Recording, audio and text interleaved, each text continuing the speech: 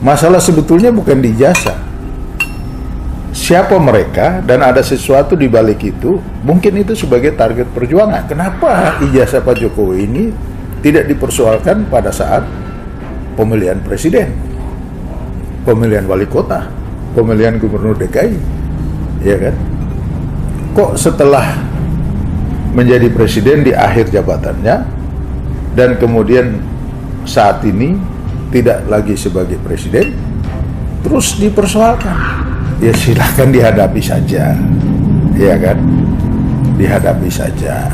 Jangan belum sudah cengeng mencari perhatian supaya jangan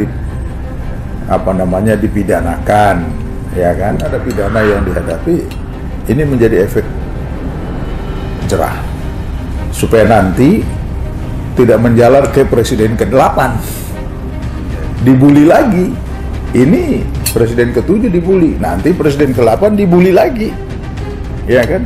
Karena tidak puas. Risiko pidana silakan aja. Saya mau lanjutkan dulu, ngopi dulu, karena buat saya itu konsekuensi. Jadi ya, berani berbuat ya berani bertanggung jawab lah.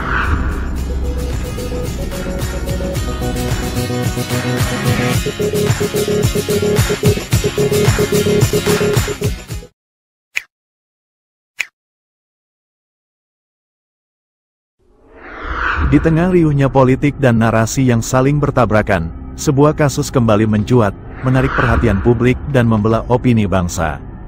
Ijazah Presiden Joko Widodo kembali dipertanyakan, tapi kali ini, isu yang selama ini hanya bergema di ruang maya dan televisi, naik satu tingkat lebih serius, yakni penyidikan resmi oleh Polda Metro Jaya.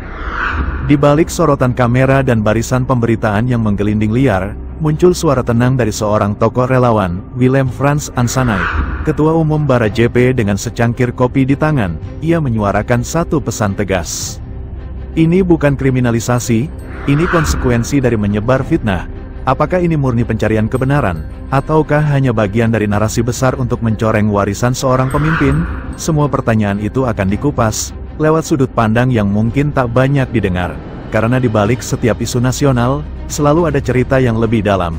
Berikut petikan wawancara lengkap dengan Willem Frans Ansanait. Ya, santai dulu ya, saya hirup kopi dulu supaya segar menjawabnya. Baik,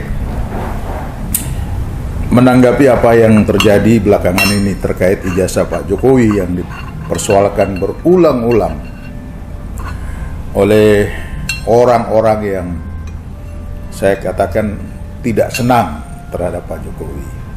Entah tidak senangnya karena apa, saya juga tidak mengerti. Dasar mereka itu membuat berbagai framing negatif, fitnah, dan saya katakan menghina Pak Jokowi. Ya, beliau ini presiden, pernah presiden, pernah punya catatan dalam membangun bangsa ini. Saya ingin memberikan sedikit pengalaman bahwa sewaktu saya berada di Jakarta, bekerja di mana-mana, orang tidak menanyakan kepada saya, apa ijazahmu? Karena yang dilihat adalah apakah saya bisa bekerja atau tidak. Artinya bukan ijazah yang kerja. Ijazah hanya sebuah sertifikat bahwa kita pernah kuliah, pernah belajar. Tapi kemampuan dan skill itu tergantung siapa, kan begitu. Nah, soal ijazah Pak Jokowi berulang-ulang, ya, kami sudah menanggapi. Yang bertanggung jawab itu pihak kampus Universitas Gadjah Mada. Jadi kalau mau menanyakan soal asli tidaknya, ya tanyakan aja ke UGM, institusi yang mengeluarkan ijazah itu. Soal asli dan tidaknya, ya itu tanyakan aja ke Universitas Gadjah Mada. Tapi pertanyaan saya, ada sesuatu yang aneh gitu, ya. Kok makin runyam pihak-pihak ini menyerang Pak Jokowi? Sehingga saya ingin katakan begini, Masalah sebetulnya bukan di ijazah. Siapa mereka dan ada sesuatu di balik itu, mungkin itu sebagai target perjuangan. Iya kan? Ada kelompok-kelompok apa yang mempengaruhi mereka? Nah, kenapa ijazah Pak Jokowi ini tidak dipersoalkan pada saat pemilihan presiden, pemilihan wali kota, pemilihan gubernur DKI? Iya kan? Kok setelah menjadi presiden di akhir jabatannya dan kemudian saat ini tidak lagi sebagai presiden terus dipersoalkan, ya kan? Nah, ini yang menurut saya inilah etika dan sopan santun dalam menjalankan nilai-nilai budaya bangsa kita. Ini sudah keluar dari relnya. Karena itu, jika ada yang merasa akibat omongannya, akibat fitnahnya, kemudian terjerat dengan undang-undang di negara kita, ya, menyangkut undang-undang ITE yang konsekuensi logisnya ada unsur pidananya menunggu di sana, ya itu mestinya para intelektual ini yang menyampaikan ini sudah tahu risiko-risikonya, ya kan? Nah, proses hukum ya jalan. Pak Jokowi mempertahankan harga diri dan wibawanya, jati dirinya, keluarganya yang melaporkan ada framing negatif yang berlebihan. Ya silakan aja. Jadi kalau kemudian kita atau ada orang berasumsi atau beranggapan kalau bisa jangan mereka menerima dampak pidana, ya mestinya mereka ini dari jauh hari juga berpikir bahwa apa yang diteriakin akan berisiko pada pidana, iya kan? Jadi buat saya ini efek jerah sebetulnya, efek jerah. Ya sama seperti yang disampaikan juga dalam pemaksulan Pak Mas Gibran. Kenapa waktu Pilpres itu tidak dimasalahkan? Sudah ikut Pilpres, bahkan sudah ikut dialog 3 bakal calon wakil presiden dan wakil presiden, sudah dipilih dalam pemilu presiden, sekarang baru dimaksulkan misalnya. Jadi saya kira konsekuensi pidana itu resiko dari orang yang mestinya tahu sebelumnya, ya toh. Jadi jangan dibilang bahwa mereka itu dikriminalisasi, tidak. Mereka ini yang terus membuat mengkriminalkan Pak Jokowi dan soal ijazah. Jadi kalau kemudian dilaporkan dengan menggunakan undang-undang ITE, fitnah dan framing-framing negatif lainnya, ya ini efek jerah, ya toh, ya jalani aja. Kalau misalnya merasa nanti berisiko, ya minta maaf aja sama Pak Jokowi, ya kan? Minta maaf kepada rakyat dan bangsa Indonesia yang lain yang merasa terganggu dengan ulah dan perilakunya.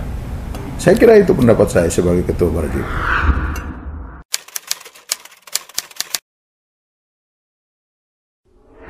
Ya, sebetulnya bukan soal gembira tidak gembira, tapi itu konsekuensi.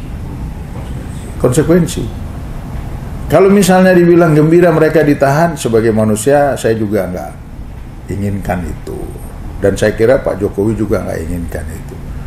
Tetapi sebagai akibat, ya, sebagai konsekuensi dari perbuatannya, ya tadi saya katakan harusnya mereka sudah tahu sebelumnya.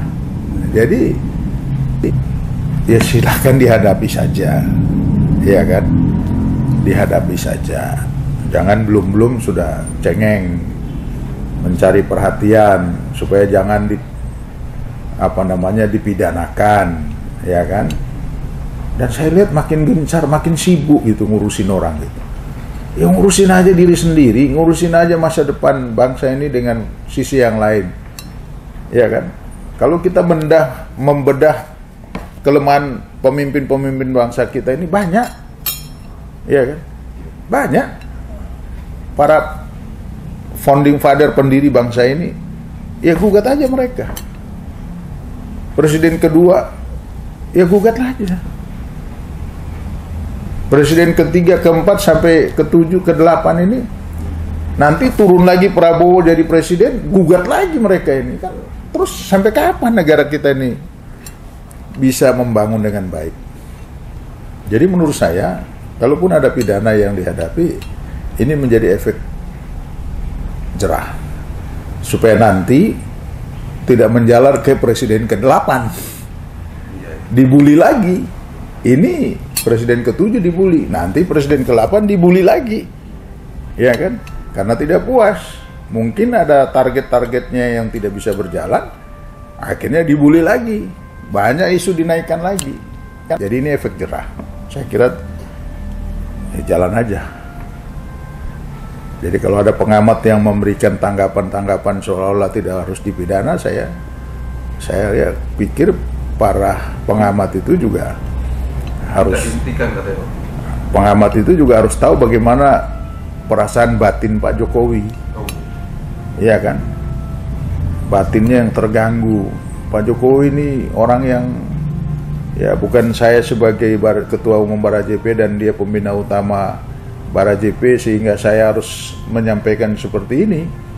Tapi ini orang yang baik, ya. Banyak hal dibuat untuk bangsa kita. Proyek-proyek infrastruktur jalan, ya kan? Menghubungkan antar pulau dengan kapal jalan. Di Papua banyak kemajuan. Pemekaran DOB, ya kan?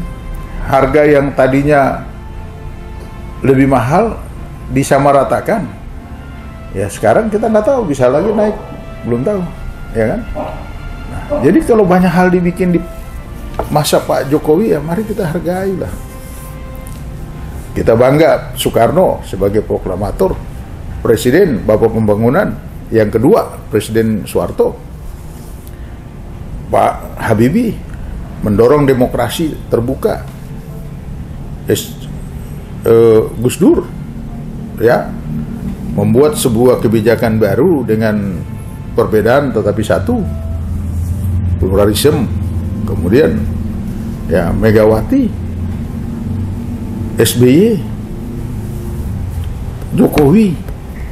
Ya kita harus bangga punya tokoh-tokoh nasional seperti itu, pemimpin bangsa seperti itu. Jangan dicari-cari kesalahan. Jadi ya sudah, itu soal risiko pidana silakan aja. Saya mau lanjutkan dulu, ngopi dulu, karena buat saya itu konsekuensi. Jadi ya berani berbuat, ya berani bertanggung jawab lah. Ya kira-kira begitu. Terima kasih ya.